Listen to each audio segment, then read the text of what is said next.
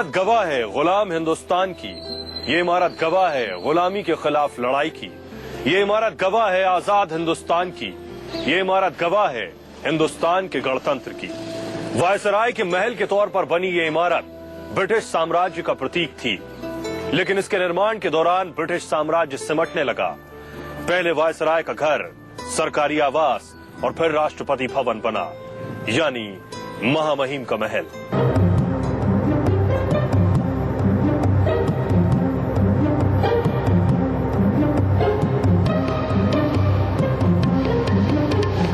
इस अजीमो शान इमारत की दीवारों पर लिखी है दुनिया के सबसे बड़े लोकतंत्र की गौरव गाथा।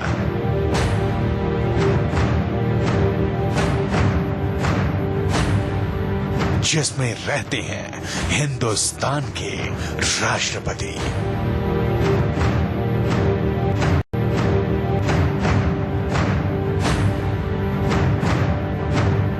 हिंदुस्तान के 1.25 अरब लोगों की किस्मत से जुड़ा हर बड़ा फैसला इसी 4 दीवारी से निकलता है।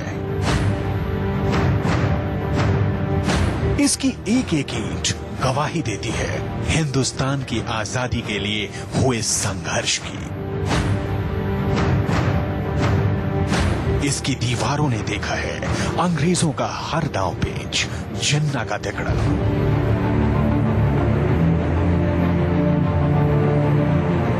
$70 करोड़ ईंटों से बनी इस आलीशान इमारत में कभी सजता था ब्रिटिश हुकूमत के सबसे बड़े अफसर का तख्त। आज वहां मनता है जमहूरियत का जश्न। आपको दिखाएंगे इस अजीमो शान बिल्डिंग का एक एक कोना, इसमें लगे झूमर से लेकर डाइनिंग हॉल तक की कहानी। बताएंगे इस इमारत में दफन अंग्रेजों के जमाने के राज। आजाद हिंदुस्तान के पहले राष्ट्रपति और पहले प्रधानमंत्री के बीच टकराव की कहानी। इसकी ईंटें देती हैं आधी रात को हुए इमरजेंसी के कागजात पर दस्तखत की गवाही। तो तैयार हो जाइए अगले 1 घंटे में महामहिम के महल के एक एक कोने के दर्शन के लिए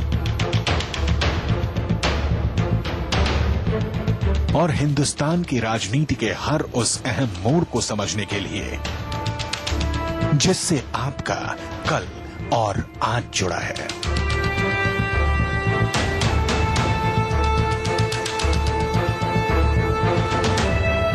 दुनिया के किसी भी देश के राष्ट्रपति इतने बड़े महल में नहीं रहते, अमेरिकी राष्ट्रपति भी नहीं। महामहिम के महल यानी राष्ट्रपति भवन की अपनी परंपरा है। कुछ अंग्रेजों से विरासत में भी मिली है। उनमें से एक है change of guard ceremony.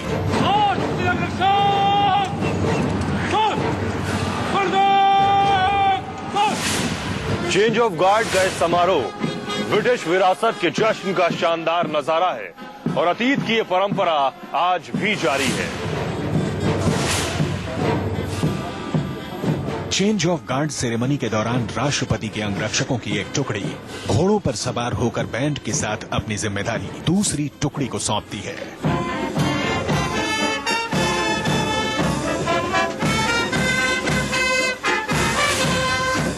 Rashtrapati Bhavan के सामने अहाते में ये घोड़े बैंड की धुन पर कोरियोग्राफ किए गए खास पैटर्न पर चलते हैं।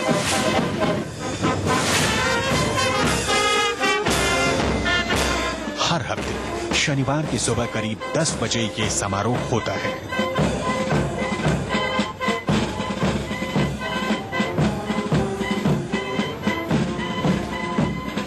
हिंदुस्तान के आम आदमी को भी महामहिम के महल में होने वाले इस भव्य चेंज ऑफ गार्ड सेरेमनी का गवाह बनने की इजाजत है।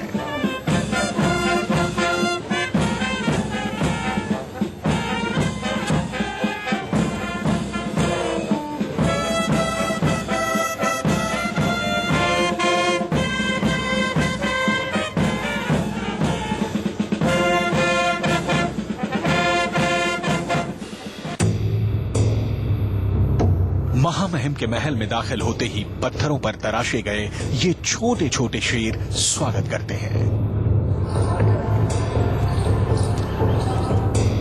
राष्ट्रपति भवन के सामने खड़े इस ऊंचे स्तंभ का इतिहास भी बहुत रोचक है। इसे नई दिल्ली की स्थापना का पहला पत्थर माना जाता है। ब्रिटेन के राजा और उनकी पत्नी क्वीन मैरी के जरिए शाही राजधानी की नींव रखने पर जयपुर के महाराजा ने ब्रिटिश सरकार को ये जयपुर स्तंभ भेंट किया। इस स्तंभ को बनाने का पूरा खर्च जयपुर के महाराजा ने उठाया था। इसके ऊपर कांस का एक महल बना हुआ है। कमल के ऊपर से सितारा लगा हुआ है। अंग्रेजों ने जब रायसेना पहाड़ी और इसके आसपास के मालचा मार्ग के हिस्से को चुना अपनी नई राजधानी बनाने के लिए और गवर्नमेंट हाउस बनाने के लिए, तो ये जगह महाराजा ऑफ जयपुर सवाई माधो सिंह की रियासत का एक हिस्सा हुआ करती थी। महाराजा ने अपनी लॉयल्टी मार्क करने के लिए, वफादारी शो करने के लिए अंग्रेजों के प्रति उनको 15,000 पाउंड दिए थे जयपुर कॉलम को बनाने के लिए। इसे लुटियन ने ही बनाया था, जिसने नई दिल्ली का निर्माण भी किया था। जयपुर कॉलम 145 मीटर्स का एक कॉलम है और इसके ऊपर एक ब्रोंज का लोटस और एक सितारा, जिसे बाद में ऐड किया गया, जिसे स्टार ऑफ इंडिया कहते हैं। असल में जयपुर कॉलम बाहर से स्टोन का है, लेकिन इसके अंदर एक स्टील का ट्यूब है जिसका वेट है 5 टन, जो नीचे से ऊपर तक इसे सपोर्ट करके रखता है। जयपुर स्तंभ से आगे बढ़ते ही इस अजीमो शान इमारत से जुड़े इतिहास के पन्ने खुद ब खुद आंखों के सामने से गुजरने लगते हैं। क्या आपने कभी सोचा कि अंग्रेजों के जहन में इस महल को बनाने का विचार कहां से आया?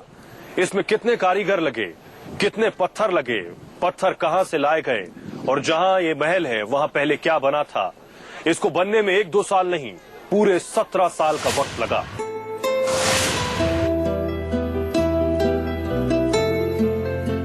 हिंदुस्तान ही नहीं, दुनिया की खूबसूरत इमारतों में से एक है राष्ट्रपति भवन।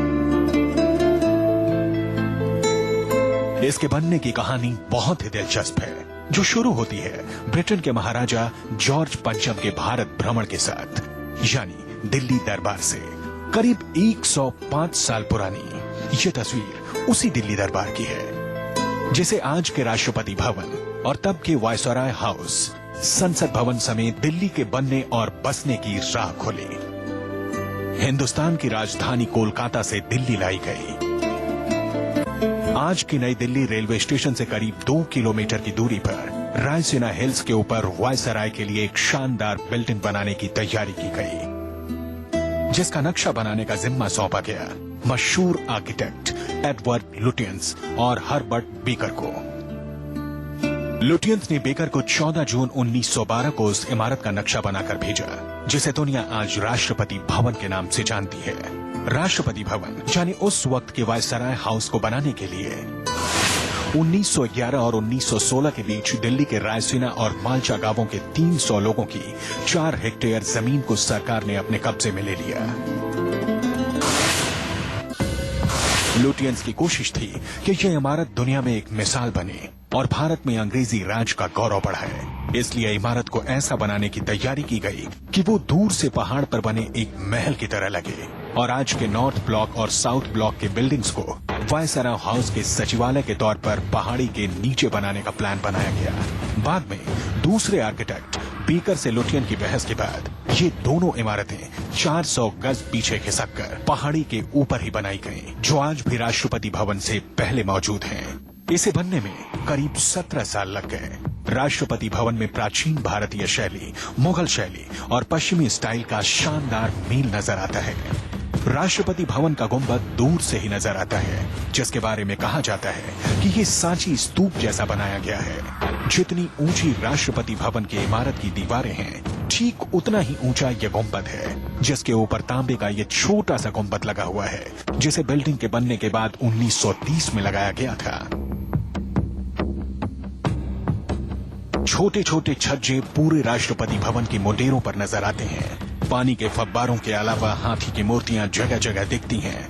यही नहीं, जयपुर शैली में छोटी छोटी जालियों वाली खिड़कियां मुंडेरों पर नजर आती हैं।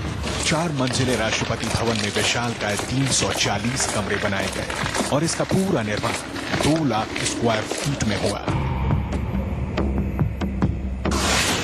इस विशाल भवन में बेहद चौड़ी और लंबी सीढ़ियां, ये सीढ़ियां सीधे अहाते में खंभों से तैयार बरामदों तक पहुंचती हैं। दरबार हॉल के गेट से पहले है ये सांड की प्रतिमा, जिसे 1947 में कोलकाता के इंडियन म्यूजियम से यहां लाया गया था। इसकी अपनी एक खासियत है। आइए दरबार हॉल में चलते हैं। ब्रिटिश हुकूमत के दौरान दरबार हॉल को थ्रोन रूम कहा जाता था। इसे तरह तरह के रंगीन पत्थरों से सजाया गया था। इसमें 33 मीटर की ऊंचाई पर 2 टन का झूमर लगा है और इसके ठीक ऊपर राष्ट्रपति भवन की मुख्य गुंबद है।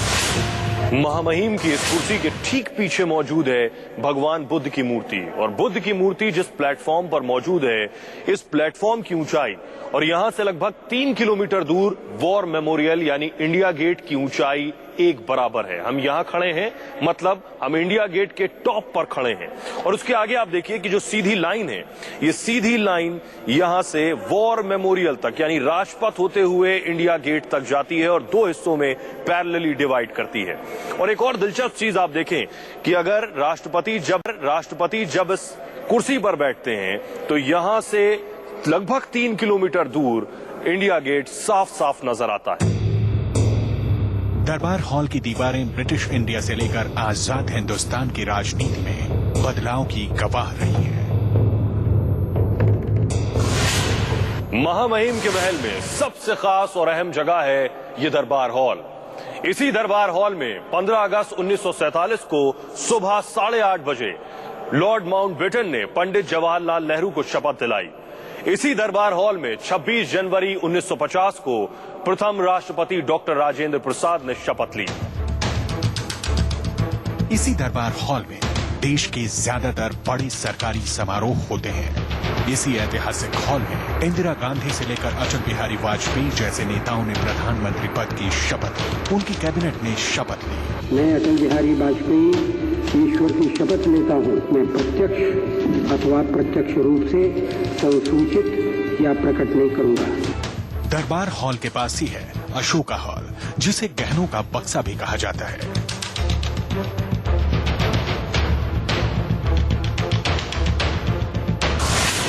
महामहिम के महल के अंदर की सबसे खूबसूरत जगहों में से एक है अशोका हॉल, जो ब्रिटिश हुकूमत के वक्त में शाही नृत्य कक्ष हुआ करता था।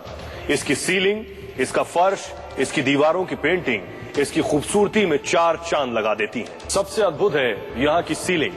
यहाँ की सीलिंग में 9 कैनवस की पेंटिंग है और इस अलग अलग 9 कैनवस पेंटिंग के बीच में अगर आप देखें तो बीच में एक रेक्टेंगुलर पेंटिंग है।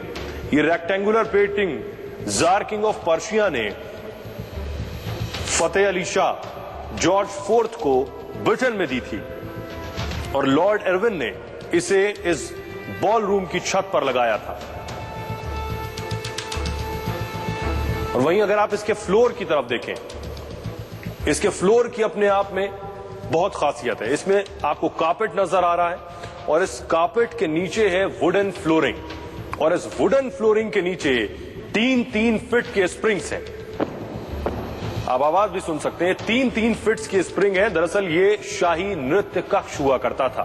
और अगर आप मेरे बाईं तरफ देखेंगे तो बाईं तरफ है एक छज्जा और इस तरह के कई छज्जे हैं। 3 छज्जे हैं और इन छज्जों पर दरअसल नृत्य कक्ष के लिए म्यूजिशियन बैठा करते थे ब्रिटिश हुकूमत के दरमियान।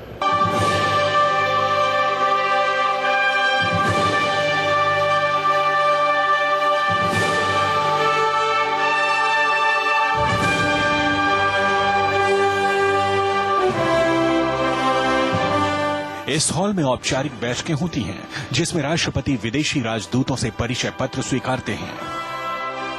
महामहिम के महल की बात ही कुछ और है। इतनी बारीकी से सब कुछ तराशा गया है कि नजर हटती ही नहीं। हम इस वक्त महामहिम के महल के बैंक्वेट हॉल में हैं। यहां पर कई फीट लंबी टेबल लगी हुई है, जिसके एक छोर पर राष्ट्रपति बैठते हैं और इसमें 104 लोग बैठकर डिनर कर सकते हैं।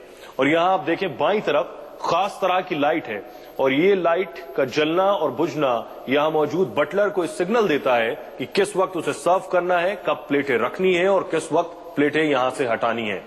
और एक खास बात ये कि यहां वेजिटेरियन और नॉन वेजिटेरियन दोनों मौजूद होते हैं। तो बटलर्स के लिए ये जानना कि कौन वेजिटेरियन है और कौन नॉन वेजिटेरियन, इसके लिए वेजिटेरियंस के आगे एक गुलाब रखा होता है जो बटलर्स के लिए सिग्नल होता है कि ये वेजिटेरियन है।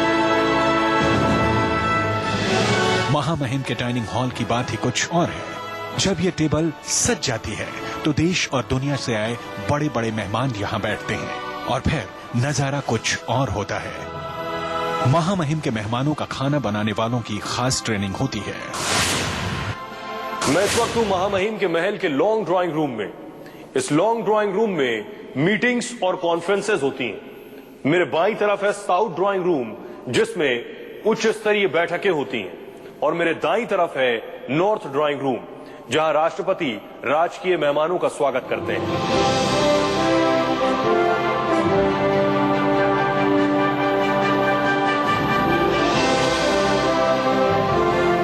महामहिम के महल में एक शानदार लाइब्रेरी है। इसके म्यूजियम में एक से बढ़कर एक नायाब चीजें रखी हुई हैं, जिसमें हिंदुस्तान के गौरवशाली प्राचीन इतिहास की झलक साफ साफ दिखती है। अंग्रेजों के जमाने में हुकूमत यहीं से चलती थी। हिंदुस्तान के करोड़ों लोगों की किस्मत का फैसला यहीं से होता था। ब्रेक के बाद आपको बताएंगे जब आखिरी वायसराय हिंदुस्तान आए तो इस महल में पहुंचकर उनकी पत्नी की आंखें क्यों फटी की फटी रह गईं।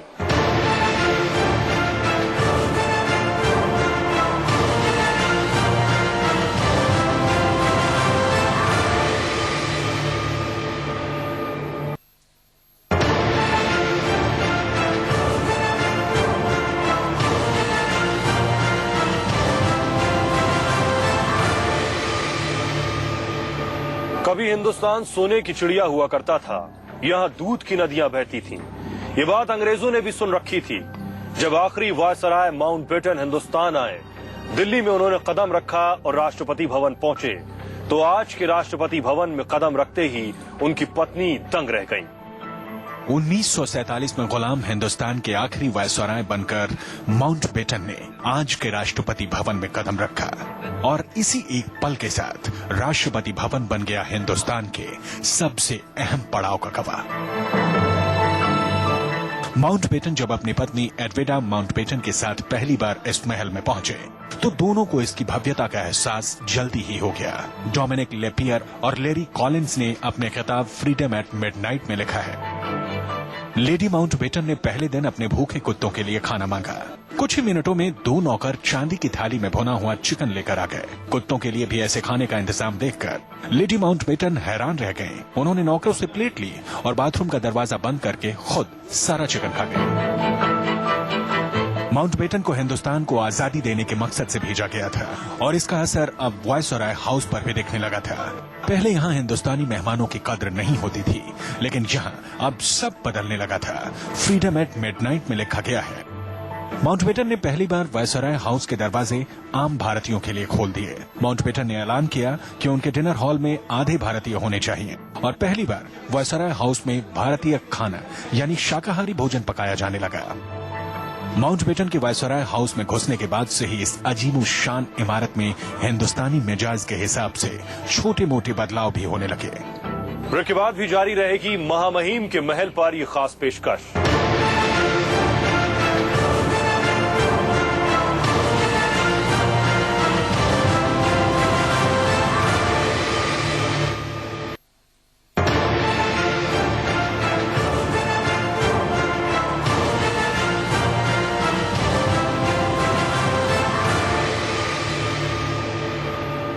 ब्रिटिश इंडिया के आखिरी वायसराय लॉर्ड माउंटबेटन से इसी महल में देश के बड़े नेता मिलने आया करते थे, देश की आजादी पर चर्चा करते थे। लॉर्ड माउंटबेटन इकलौते वायसराय थे जो देश पर हुकूमत करने नहीं बल्कि हिंदुस्तान को आजादी दिलवाने आए थे। माउंटबेटन के न्योते पर महात्मा गांधी भी उनसे मिलने पहुंचे, लेकिन अपने खास अंदाज से।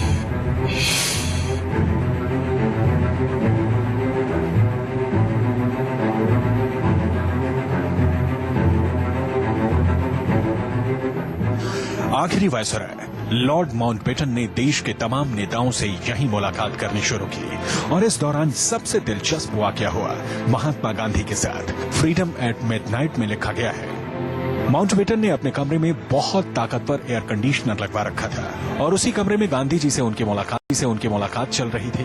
थोड़ी ही देर में गांधी जी बहुत जोर से कांपने लगे। तब घबराकर लेडी माउंटबेटन ने उन्हें गर्म कपड़े दिए और एसी बंद किया। इसी दौरान शानो शौकत से लबरेज वायसराय भवन ने देखा हिंदुस्तान के सबसे बड़े फकीर का फक्कड़ अंदाज। फ्रीडम एट मिडनाइट में लिखा है। चांदी के बर्तनों में माउंटबेटन खाना खा रहे थे। गांधी जी टूटी चम्मच के सहारे बकरी के दूध की दही खा रहे थे। गांधी जी ने इस खाने को वायसराय को भी चखाया। देश में अंग्रेजी शासन के सबसे बड़े मुखिया के लिए ये एक अजीब तजुर्बा था। गांधी जी को वायसराय हाउस की शान शौकत जरा भी रास नहीं आती थी। एक दिन उन्होंने अपनी सलाह देकर माउंटबेटन को भी हैरान कर दिया। मैं और एडविना गांधी जी के साथ वायसराय हाउस में टहल रहे थे। अचानक गांधी जी ने कहा, भारत जब आजाद हो जाएगा तो उसके बाद इतने बड़े वायसराय भवन की क्या जरूरत है। मुझे तो लगता है इसका इस्तेमाल गरीबों के हित में होना चाहिए। यहाँ कोई ऐसी चीज बनाई जानी चाहिए जो गरीबों के काम आए। गांधी जी के ये विचार सुनकर मैं कुछ देर के लिए दंग रह गया। मुझे वायसराय भवन की शान शौकत को लेकर चिंता होने लगी। बंटवारे के वक्त भी वायसराय हाउस पर कब्जे की होड़ थी। पाकिस्तान इस आलीशान बिल्डिंग का ज्यादा से ज्यादा सामान अपने साथ ले जाना चाहता था। बड़ा झगड़ा हुआ वायसराय हाउस के घोड़ों, बग्गी और शाही बैंड को लेकर। कौन क्या लेगा, अक्सर इसका फैसला सिक्का उछाल कर हुआ। हिंदुस्तान की आजादी के साथ ही वायसराय हाउस भी नए युग में प्रवेश कर गया।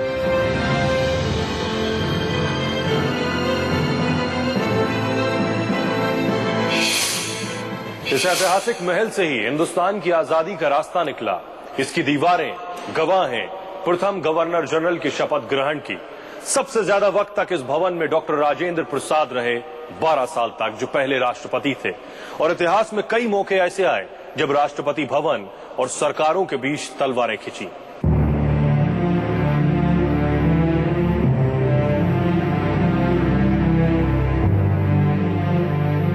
उन्नीस में जब इस भवन में पहली बार आए देश के पहले राष्ट्रपति राजेंद्र प्रसाद, उनकी ईमानदारी की दुनिया कायल थी। लेकिन अपने पहले ही कार्यकाल के खत्म होने से पहले राजेंद्र बाबू का टकराव उस वक्त के प्रधानमंत्री जवाहरलाल नेहरू से हुआ और इसकी वजह बनी हिंदू विवाह बिल, जिसमें संशोधन पर राजेंद्र बाबू राजी नहीं थे। उन्होंने 2 बार उस बिल को वापस भेज दिया। लेकिन नेहरू जी की जिद पर जब तीसरी बार उस बिल को भेजा गया तो महामहिम को साइन करना ही पड़ा। 1957 में नेहरू से तल्ख रिश्तों के बावजूद दूसरी बार राष्ट्रपति का चुनाव जीतकर राजेंद्र बाबू दूसरी बार राष्ट्रपति बनने वाले पहले भारतीय बन गए।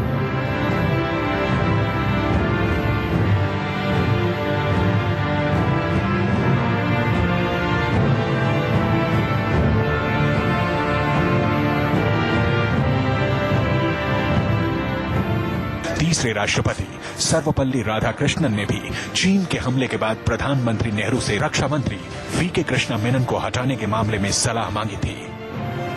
हालांकि चौथे राष्ट्रपति जाकिर हुसैन का कार्यकाल शांति से गुजरा। लेकिन 1969 में जब बीवी गिरी और नीलम संजीव रेड्डी के बीच राष्ट्रपति पद के लिए चुनाव हुआ तो वो सियासी तिकड़म की सबसे बड़ी मिसाल बना। इंदिरा गांधी ने कांग्रेस के प्रत्याशी नीलम संजीव रेड्डी के खिलाफ क्रॉस वोटिंग करवाई और निर्दलीय वीवी गिरी को राष्ट्रपति बनवाने में कामयाब रही। पहली बार अंतरात्मा की आवाज पर वोट देने की बात की गई, लेकिन आखिरी दौर में बैंकों के राष्ट्रीयकरण के मुद्दे पर उनकी भी इंदिरा गांधी से तल्खियां बढ़ गईं। लेकिन राष्ट्रपति भवन सबसे ज्यादा विवादों में तब आया जब 1975 में आधी रात को राष्ट्रपति फखरुद्दीन अली अहमद ने इंदिरा गांधी के इमरजेंसी के प्रस्ताव पर साइन कर दिया। कहा जाता है कि फखरुद्दीन इमरजेंसी के विरोध में थे, लेकिन वो इंदिरा को मना नहीं कर सके। 1977 में फखरुद्दीन अली अहमद की अचानक मौत के बाद नीलम संजीव रेड्डी को राष्ट्रपति बनाया गया, लेकिन उनके भी जनता पार्टी के पीएम मोरारजी देसाई से रिश्ते अच्छे नहीं रहे। राष्ट्रपति ज्ञानी जैल सिंह और राजीव गांधी के बीच टकराव की भी खबरें आई। 1984 में इंदिरा गांधी की मौत के बाद ज्ञानी जैल सिंह सरकार में नंबर 2 को पीएम बनाने की परंपरा निभाना चाहते थे और इसमें सीधे नंबर प्रणब मुखर्जी का आता था। लेकिन कहा जाता है कि कांग्रेस के कुछ मंत्रियों ने दबाव बनाया और राजीव को ही पीएम बनाया गया। इसके बाद राजीव के पीएम बनते ही राष्ट्रपति भवन के साथ टकराव की खबरें आने लगी। इस दौरान राष्ट्रपति ज्ञानी जैल सिंह ने पोस्टल बैलेट वापस कर दिया, हरियाणा में चुनाव को लेकर सवाल उठाए और टेलीविजन सेंसरशिप पर सरकार को घेरने की कोशिश की, तो राजीव गांधी ने काफी दिनों तक राष्ट्रपति से किसी मसले पर सलाह नहीं ली। उनकी विदेश यात्राओं को रोका जाने लगा और उनकी जगह उपराष्ट्रपति को भेजा जाने लगा। यहां तक कि अपनी विदेश यात्राओं पर भी वो राष्ट्रपति से चर्चा नहीं करते थे।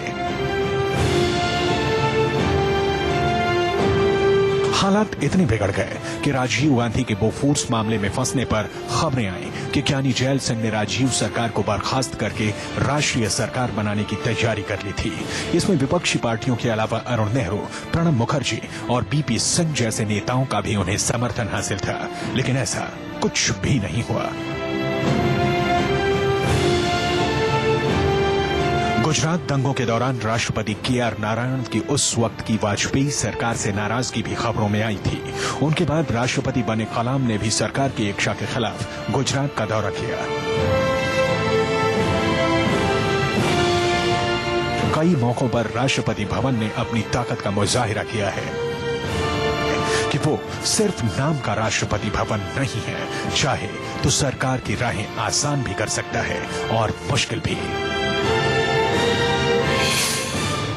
महामहिम के महल में सबसे खूबसूरत जगहों में से एक है मुगल गार्डन। 15 एकड़ में बने इस बागीचे को मुगल कालीन यादगार की तर्ज पर बनाया गया। यहाँ गुलाब की 120 से ज्यादा किस्में मौजूद हैं। महामहिम के महल का बागीचा दुनिया के बेहतरीन बागीचों में से एक है और इसकी शान है मुगल गार्डन।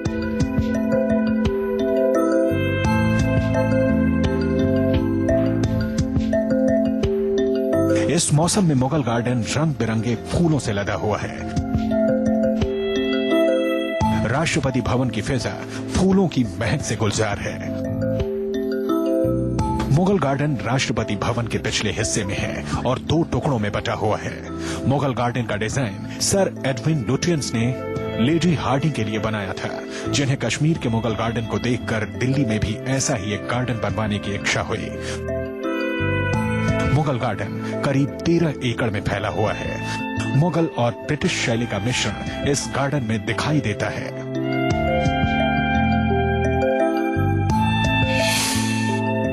लुटियंस ने भवन की योजनाओं में तालाबों को भी शामिल किया और इमारत के आसपास कुदरती और ऑर्गेनिक परिवेश तैयार किया। मुगल गार्डन में गुलाब, गेंदा, स्वीट विलियम जैसे फूल शामिल हैं। राष्ट्रपति कलाम के वक्त यहां गुलाब की सैकड़ों नई किस्में लगाई गई थी। इस गार्डन में फूलों और फलों के साथ जड़ी बूटियां और दूसरी औषधियां भी उगाई जाती हैं। फरवरी महीने में मुगल गार्डन स्वर्ग बन जाता है। यहाँ के गुलाब और उनकी खुशबू।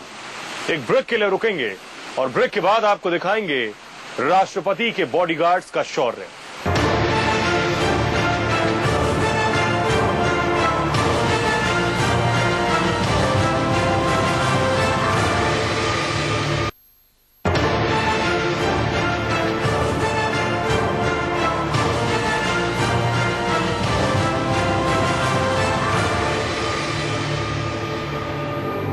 राष्ट्रपति तीनों सेनाओं आर्मी, एयरफोर्स और नेवी का सुप्रीम कमांडर होता है और राष्ट्रपति की सुरक्षा में जाबाज जवानों को चुना जाता है। हर फौजी की ख्वाहिश होती है राष्ट्रपति के अंगरक्षक दल में शामिल होना। प्रेसिडेंट्स बॉडीगार्ड का गौरवशाली इतिहास रहा है।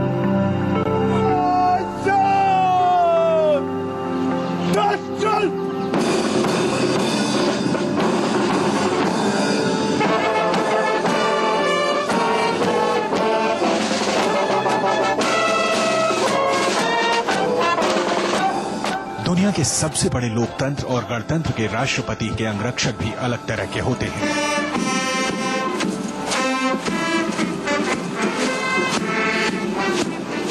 महामहिम की सुरक्षा के लिए देश के सबसे जांबाज योद्धाओं को चुना जाता है।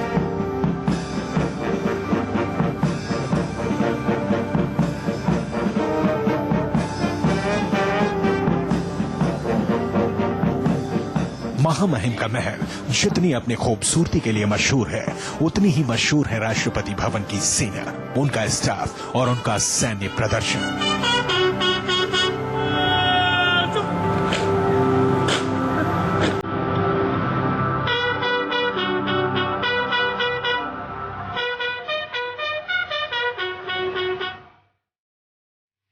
आजादी से पहले इसे कहा जाता था जीबीजी, यानी गवर्नर्स बॉडीगार्ड्स। 73 में 50 सैनिकों की एक खास टुकड़ी को वायसराय की सुरक्षा के लिए तैनात किया गया था, जो उसके बाद से देश के प्रमुख की सुरक्षा करती चली आ रही है। आज इसे प्रेसिडेंट गार्ड्स कहा जाता है। राष्ट्रपति का अंगरक्षक बनने के लिए एक खास योग्यता तय है। सेना के हर जवान की ख्वाहिश होती है कि वो प्रेसिडेंट बॉडीगार्ड्स का हिस्सा बने, लेकिन इसके लिए पहले से ही बहुत कड़ा पैमाना तय है।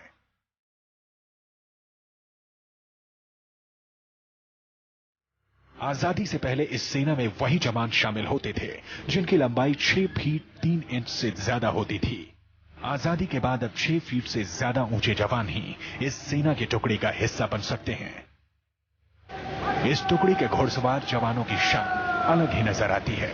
प्रेसिडेंट बॉडीगार्ड्स का कमांडर कर्नल रैंक का एक अफसर होता है।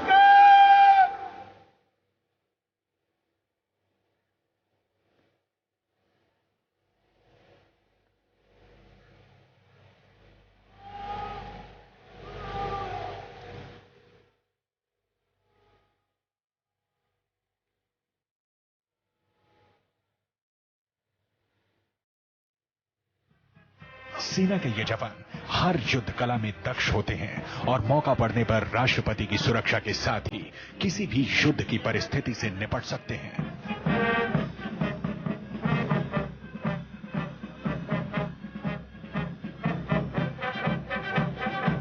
खास मौकों पर राष्ट्रपति के साथ ये टुकड़ी नजर आती है। इसके अलावा किसी विदेशी मेहमान के आने या फिर गार्ड ऑफ ऑनर के दौरान भी इस टुकड़ी की शानदार मौजूदगी होती है।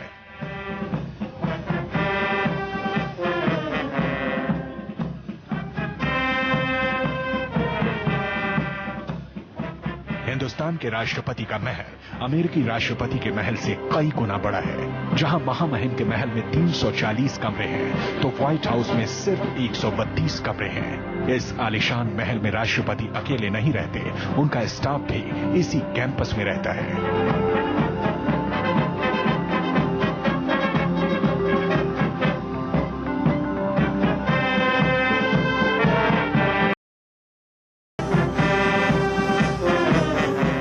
इस इमारत को बनाने में 1 करोड़ 45 लाख रुपए का खर्च आया। अंग्रेजों ने शायद ही सोचा होगा कि इस इमारत के गृह प्रवेश के साथ ही हिंदुस्तान में उनके सूरज का अस्त होने का काउंटडाउन शुरू हो जाएगा। इस इमारत में भारतीयों के खून पसीने की गवाही है। ये इमारत भारतीय लोकतंत्र को मजबूत कर रही है।